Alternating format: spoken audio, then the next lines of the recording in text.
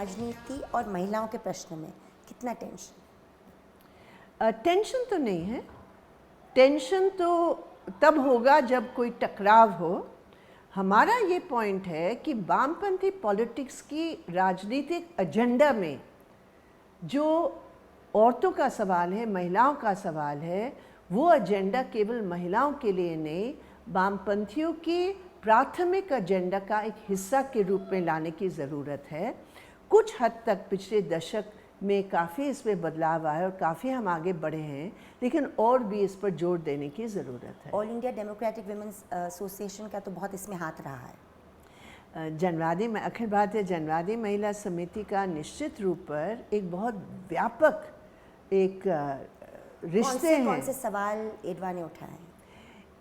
मैं बता, लेकिन मेन बात यह है कि एडवा और सीपीएम एक नहीं है, क्योंकि एडवा की जो सदस्यता है और सीपीएम का वो एक नहीं है। तो एडवा का अगर आप मापदंड देखना चाहते हैं, वो कोई भी महिला जिसकी भी कोई पीड़ा हो वो एडवा के पास आए, चाहे वो किसी भी पॉलिटिकल पार्टी की हो, एडवा उनकी संगठन बन सकती है।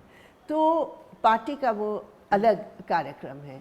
इसलिए एडवा ने नागरिक संबंधित जितने भी मुद्दे हैं उठाए, हिंसा संबंधित जितने भी मुद्दे उठाए, और मजदूर संबंधित, किसान संबंधित जितने भी इशू हैं उठाए। आज जो हम सबसे पहला एक एजेंडा अगर आप नई सरकार का देखें तो लग रहा है कि राष्ट्रीय स्वयंसेवक संघ की सोच इतिहास में बढ़ाना और पाठ्य पुस्तकों में वापस दोबारा लाना। तो इसके बारे में जो दीनानाथ बात्रा को लेकर जो पुस्तकें गुजरात राज्य में अभी इंट्रोड्यूस की गई है ये साल से, उसके बारे में आप क्या कहेंगे? पहले तो मेरा एक प्रश्न है जी, गुजरात की जनता इसको कैसे बर्दाश्त कर रही है?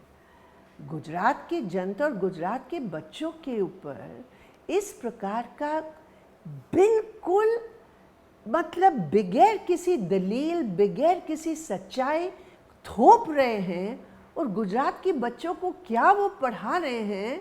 गुजरात के बच्चे अगर रेसिस्ट शब्द इस्तेमाल करेंगे जब वो एनआरआई बनेंगे अमेरिका में, क्योंकि दीनानाथ बत्रा ने कहा कि एक अफ्रो अमेरिकन एक नीग्रो है और नीग्रो को भैंस जैसे बांधकर सज़ा दी जानी चाहिए, जो टेक्स्ट बुक में है। और गुजरात का बच्चा जो अमेरिका का एनआरआई बनेगा, ये अगर सोच लेकर जाएगा तो वहाँ तो वो कानून के मुताबिक वो जेल जाएगा। तो वो क्या पढ़ा रहे हैं? बिल्कुल गलत पढ़ा रहे हैं। संवैधानिक वसूल और गुजरात की पाठ्य पुस्तकों में कोई मापदंड नहीं है, तो शिक्षण में संवैधानिक वसूल सबसे पहले होने चाहिए। मगर आरएसएस और संविधान के बीच में तो बहुत बड़ी दूरी है और आरएसएस ये सरकार चला रही है।